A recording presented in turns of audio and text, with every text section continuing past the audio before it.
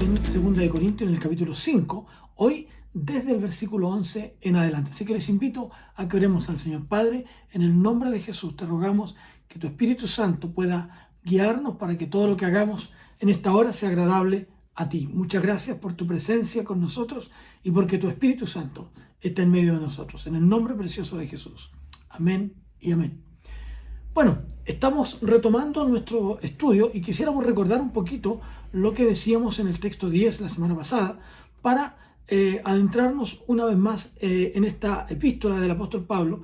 Y a veces pensamos en muchos momentos que nuestro anhelo, nuestro deseo es hacer algo realmente grande, algo importante para Dios.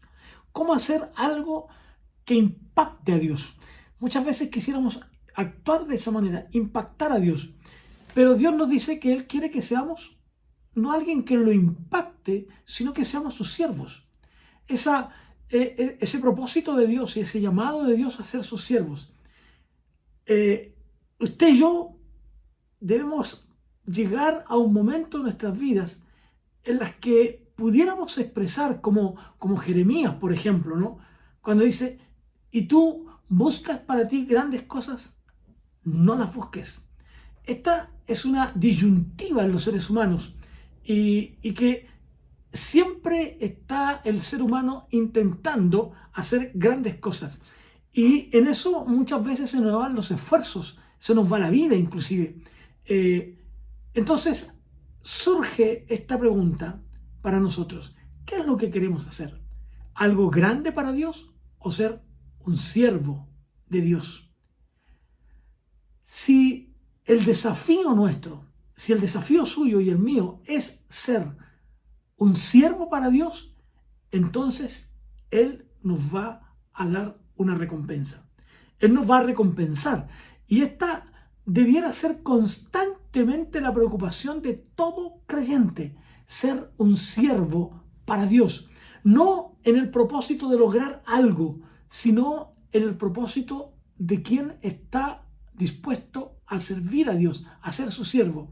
Entonces, anteriormente en el capítulo 3 dijimos que algún día tenemos que presentarnos ante Dios y tenemos que rendirle cuentas a Dios por nuestro servicio, por nuestro trabajo, por nuestro quehacer.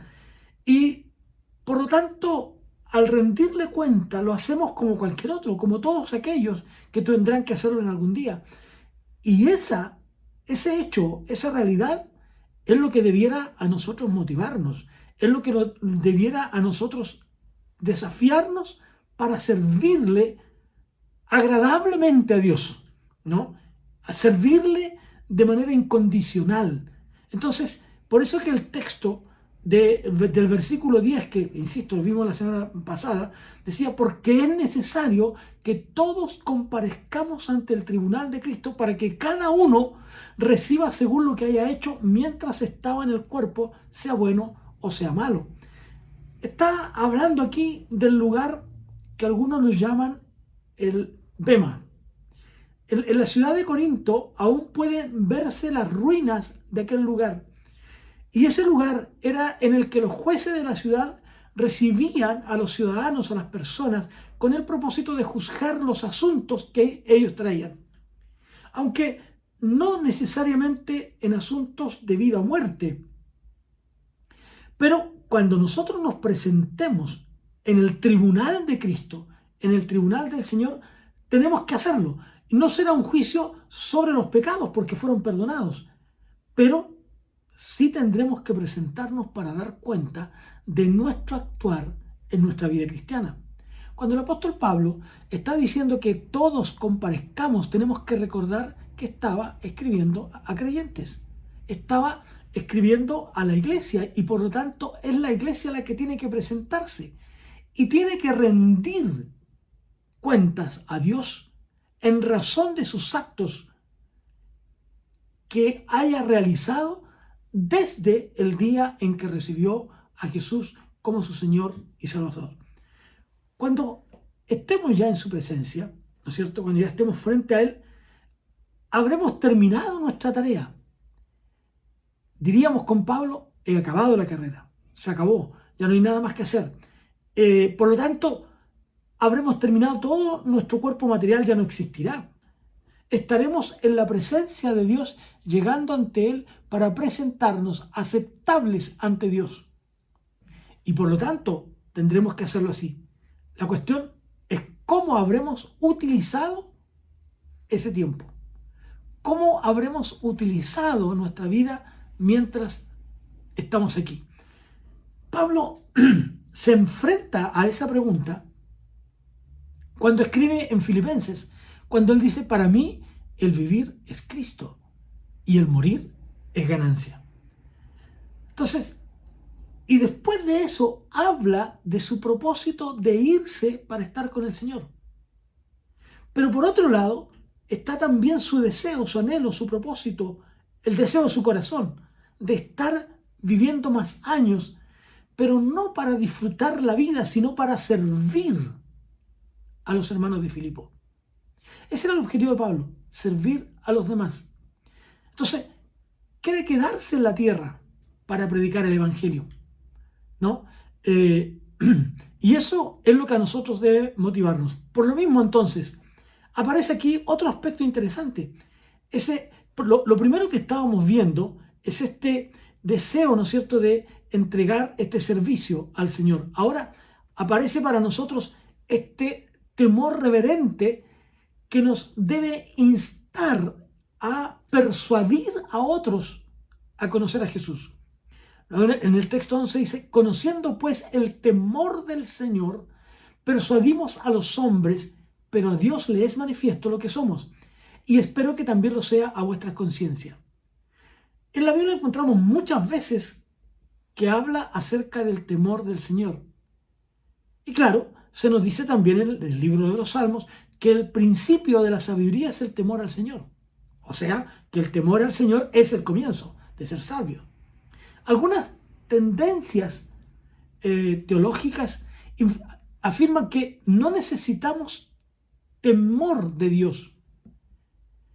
Y necesitamos no ver a Dios como un anciano dulce, como un anciano tierno, cariñoso, a quien uno pudiera tratar de cualquier manera. No, nos hablan de esa paternidad universal de Dios y de esa relación familiar con Dios. Pero, cuidado, que eso no es lo que nos dice la palabra del Señor. En la carta a los Hebreos, por ejemplo, en el capítulo 10, el texto 31, leemos claramente cuando dice: horrenda cosa es caer en las manos del Dios vivo. Entonces, seremos juzgados. No entreguemos un mensaje tergiversado, no entreguemos un mensaje erróneo, no entreguemos confusión a la gente. Tendremos que presentarnos ante Dios para ser juzgados. El Señor Jesús dijo que Él había venido a buscar y a salvar aquello que se había perdido. Ese fue su objetivo. Entonces, es también nuestro desafío persuadir a los demás, persuadir a otros, para que puedan hacer la voluntad de Dios. El texto 12, Pablo dice: no nos recomendamos pues otra vez a vosotros, sino os damos ocasión de estar orgullosos de nosotros, para que tengáis con qué responder a los que se jactan en las apariencias y no en el corazón. En otras palabras, si tomamos todo el conjunto de las enseñanzas del Señor, lo podemos hacer de una manera especial. No tenemos que pensar que esto es como hacer caer sobre alguien rayos, centellas, ¿no es cierto? No, sino que debemos declarar con claridad que el que no recibe a Jesús está perdido. Con diametral claridad, el que no recibe a Jesús está perdido. Siempre tenemos temor a veces de hablar acerca del infierno, por ejemplo, pero no debemos olvidar que el propósito de Dios es salvarnos. para no enfrentar el infierno. Pero no podemos dejar de decir que aquel que no recibe a Jesús irá al infierno.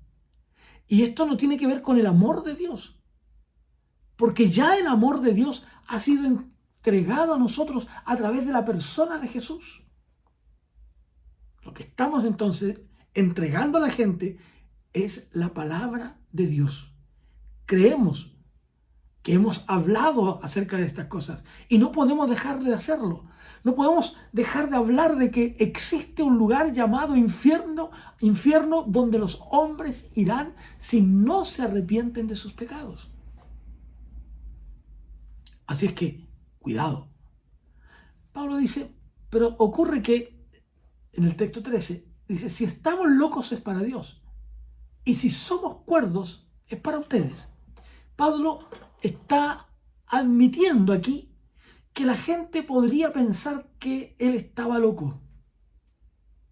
Pero Pablo dice, de todas maneras, lo que yo hago, lo hago para Dios. Por lo tanto, si esto es una locura, es para Dios. Pero otros podrían pensar que Pablo estaba absolutamente en su sano juicio. Por lo tanto, cuando él presentaba este plan de Dios de rescate, de salvación para el hombre, él lo hace con total y absoluta certeza y seguridad. Entonces aparece un tercer elemento. El amor de Cristo nos constriñe. Mira lo que dicen los textos 14 y 15 para nosotros. Dice, el amor de Cristo nos constriñe, pensando esto, que si uno murió por todos, luego todos murieron, y Él por todos murió, para que los que viven ya no vivan para sí, sino para aquel que murió y resucitó por ellos. Esta palabra constreñir, el amor de Cristo nos constriñe, es una palabra que se ha entendido mal. Y algunos lo han usado como una palabra muy parecida, como que el amor de Cristo nos restringe, nos ata. No, o no nos permite actuar, dicen algunos. No es el significado ese de la palabra que Pablo está usando. Lo que él está diciendo, el amor de Cristo nos apremia, ¿no? Nos impulsa, nos está desafiando.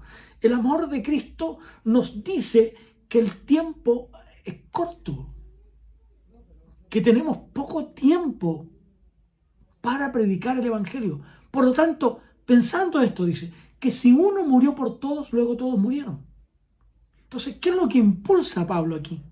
Lo que lo impulsa es llegar hasta los confines de la tierra anunciando el Evangelio. Ese Evangelio para el cual él había sido llamado. Para eso fue llamado. Para eso fue traído por Dios. Entonces, todo esto nos indica que la humanidad estaba y está bajo una sentencia de muerte, a menos que busque a Dios. ¿Ya? Entonces, el rey David escribe lo siguiente, y él dice, aunque ande en el valle de sombra de muerte. No necesariamente se estaba refiriendo al fin de la vida, sino que él dice, aunque vaya descendiendo por el sendero que lleva a la muerte, que se va haciendo cada vez más estrecho. Pero finalmente, al llevarnos a cruzar el umbral de la muerte, nos vamos a encontrar con el Señor. Así es que el Señor Jesús viene desde el cielo, hace este recorrido hacia el mundo. ¿Para qué? Para acercarse al hombre y atraer al hombre hacia sí. Ese ser santo, sin pecado, inocente, incontaminado, descendió para salvar a los pecadores. Entonces Pablo dice, esto es nos constriñe, nos apremia, nos desafía. Entonces el versículo 14 de este texto incluye todavía la frase: si uno murió por todos, luego todos murieron. Es decir, Jesús ocupó nuestro lugar. Él murió por nosotros. Por tanto, todos los que creen en Él, desde la perspectiva espiritual y como una anticipación de una realidad futura, resucitan en Él. No vendrán a condenación. No han sido colocados, no vamos a ser resucitados para ir al infierno. Vamos a ser resucitados para ir a la gloria eterna con Dios. Luego el texto 16 dice: de manera que nosotros de aquí en adelante a nadie conocemos según los criterios de este mundo. Y aun si a Cristo conocimos según esos criterios humanos, ya no lo conocemos así. Cuando nosotros nos convertimos, cuando nosotros entregamos nuestra vida a Dios, comenzamos a ver las cosas desde otra perspectiva. Miramos las cosas, la vida y las personas, miramos a Cristo de manera distinta. Entonces, no evaluamos a las personas por el color de la piel, por el idioma que usan, por la lengua que tienen, etc. Evaluamos a las personas por su necesidad de escapar de la condenación eterna que les lleva el estar sin Cristo. Entonces no importa la raza, como dice una alabanza que cantábamos hace algunos años: no te importe la raza ni el color de la piel, mira a todos como hermanos y haz el bien. Así tiene que ser. Ese es el desafío que debe tener cada creyente, cada hijo de Dios: mirar a los demás independiente del nivel que ocupen en la sociedad. No importa el puesto, no importa el lugar que tengan en la sociedad. Lo importante aquí es que es alguien que, de no creer en Cristo, caerá sobre él la condenación eterna. Santiago, el apóstol Santiago, escribe en relación a esto en su carta y dijo que estaba muy mal, ¿no es cierto?, que no era correcto dar honor a una persona adinerada que se acerca, ¿no es cierto? Dice: ahí viene esta persona tan importante, démosle un primer lugar.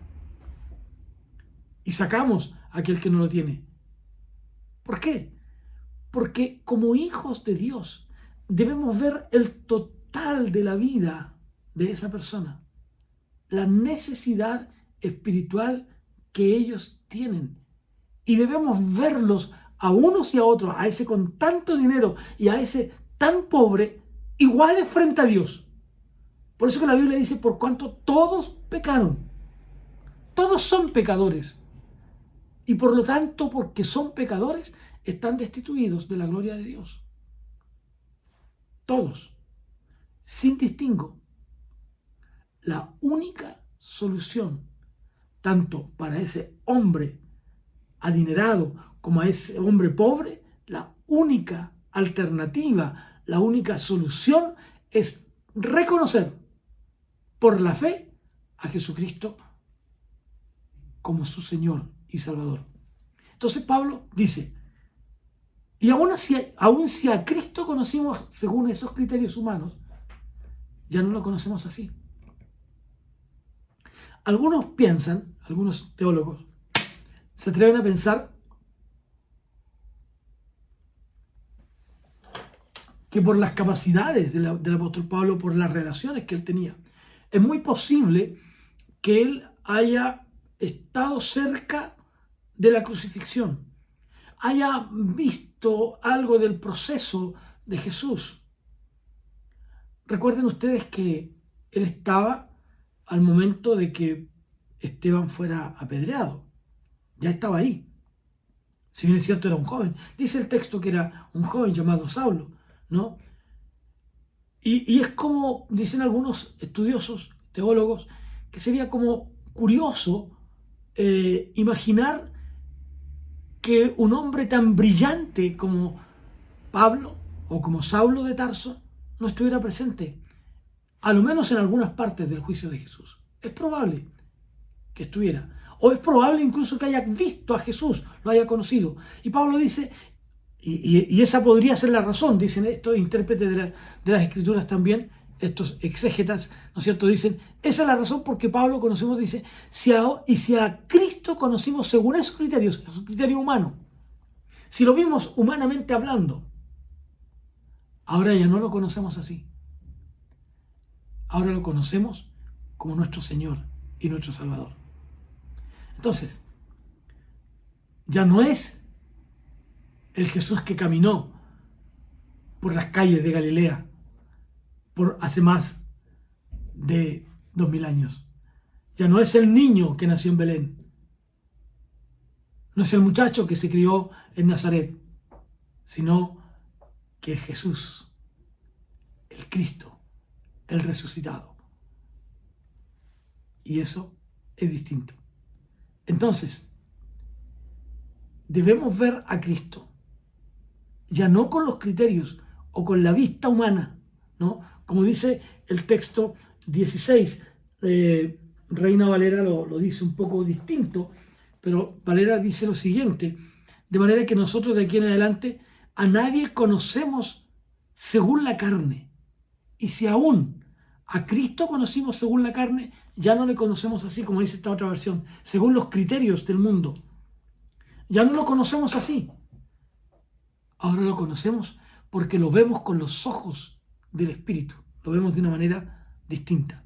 Luego, para ir avanzando y terminar este capítulo 5, queremos llegar hasta el texto 21. Y dice la palabra del Señor así, Pablo, entonces declara aquí, de modo que si alguno está en Cristo, nueva criatura es. Las cosas viejas pasaron, todas son hechas nuevas. De modo que si alguno está en Cristo, nueva criatura es. Si pudiéramos cambiar aquí la palabra criatura, que tiene que ver con crear, por creación, nos vamos a dar cuenta que este texto se menciona muchas veces, o esta palabra creación. Y es una palabra que tiene una raíz distinta. Crear es poder hacer algo de la nada, ¿no? Entonces, crear algo de la nada no es lo mismo que descubrir, ¿no? Entonces la palabra crear tiene que ver con hacer algo de la nada. Por ejemplo, que produzca el mar seres vivientes. Que haya una lumbrera en los cielos. No había lumbreras. Jesús es el único que tiene la capacidad, y permítame acercarme a usted para decirle que Jesús es el único que tiene la capacidad de crear, nadie más, ¿no?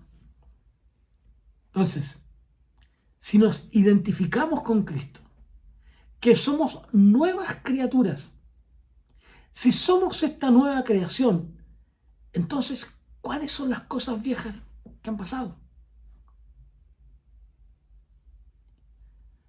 Todo lo anterior a Cristo deja de ser. Ahora nos identificamos con Cristo. Cristo es el Señor. Hemos sido bautizados, introducidos en el cuerpo de creyentes que es la iglesia, y por lo tanto pertenecemos al Señor de ese cuerpo, la iglesia.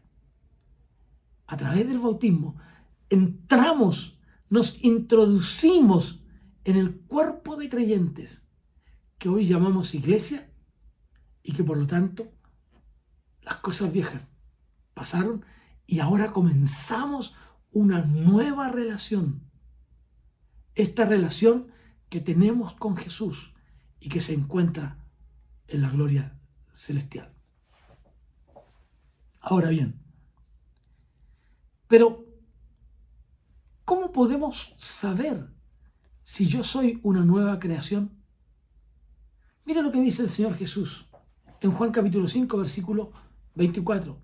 De cierto os digo, el que oye mi palabra y cree al que me envió, tiene vida eterna. Y no vendrá a condenación, sino que ha pasado de muerte a vida.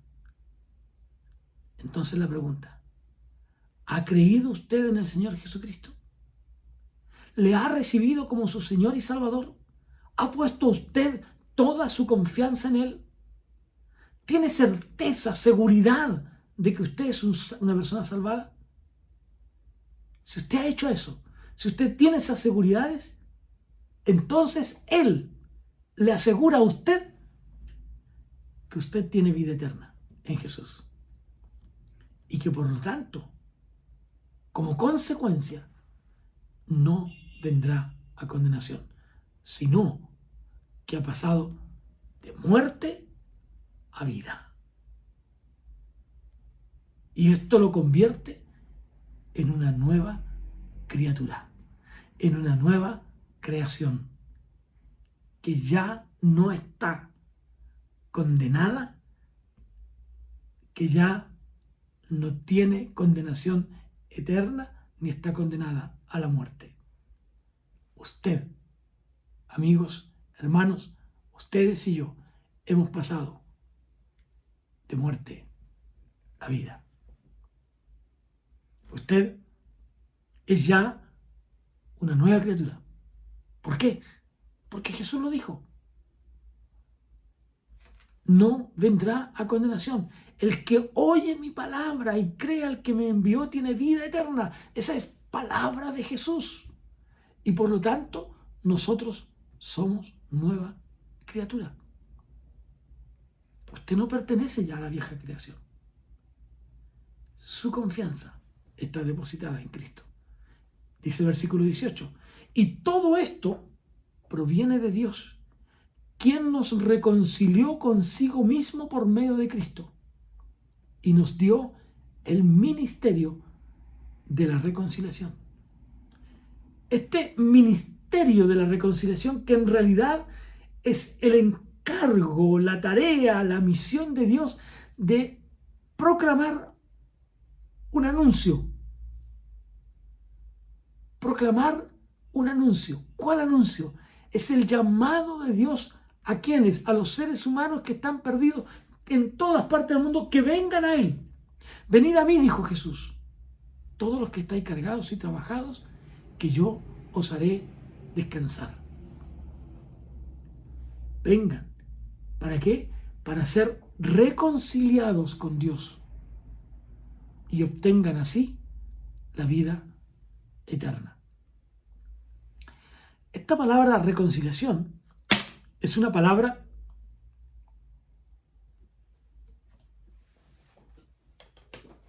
que se usa un par de veces acá y que tiene el siguiente sentido. Se usa en el versículo 19 y también en el 20. Pero, en primer lugar, diremos que reconciliación no es lo mismo que salvación. La reconciliación va un paso más allá. Es más que tener los pecados perdonados. Es más que haber experimentado la justicia divina de Dios. La reconciliación plantea una nueva vida, una relación que cambió, completamente cambiada. Significa cambiar algo de adentro hacia afuera. Y por lo tanto, ahora actuamos y vivimos acorde a aquello que Dios ha puesto en nosotros. Somos nueva criatura. Tenemos una nueva reconciliación y por lo tanto vivimos de acuerdo a esta palabra de Dios. Mira lo que dice el versículo 19. Dios estaba en Cristo reconciliando consigo al mundo, no tomándoles en cuenta a los hombres sus pecados, y nos encargó a nosotros la palabra de la reconciliación. Esta reconciliación que es el misterio o el ministerio de cambiar al hombre completamente. Pero ¿quién es el que cambia? Dios no. Él es el mismo, ayer, hoy y por los siglos. Pablo dice que nos ha reconciliado consigo mismo. Literalmente, él dice, en Cristo Dios estaba reconciliando al mundo. Es el mundo, es usted, soy yo, el que hemos sido reconciliados. Somos nosotros. Así es que es interesante todo esto, pero quiero terminar hoy día y voy a avanzar más rápido. Así que somos embajadores en nombre de Cristo. Como si Dios rogara por nosotros, os rogamos en nombre de Cristo, reconciliados con Dios. Somos embajadores. Somos agentes de Dios que representamos al Dios de la gloria, al Dios eterno, ¿no? Por eso es que Pablo dice en Filipenses capítulo 3, pero nuestra ciudadanía está en los cielos, de donde también ansiosamente esperamos a un Salvador, el Señor Jesús. O sea, nuestra ciudadanía está en los cielos. Nuestra patria está allá. Nosotros aquí somos embajadores de Cristo. Al que no conoció pecado, por nosotros lo hizo pecado, para que nosotros seamos justicia de Dios en él. Entonces, como dice en otra revisión, al que no cometió pecado, por nosotros Dios lo trató como pecado. ¿Para qué? Para que recibiéramos la justicia de Dios. Él le ha dado a usted su lugar. Él lo ha hecho a usted un hombre, una mujer justo, justa. Le ha vestido de justicia. Él lo sacó de las tinieblas y lo trasladó al reino de su amado Hijo. Él lo sacó del infierno para llevarlo a la gloria eterna. En Cristo Jesús hemos alcanzado salvación. Oremos. Padre, gracias por tu gran amor por nosotros.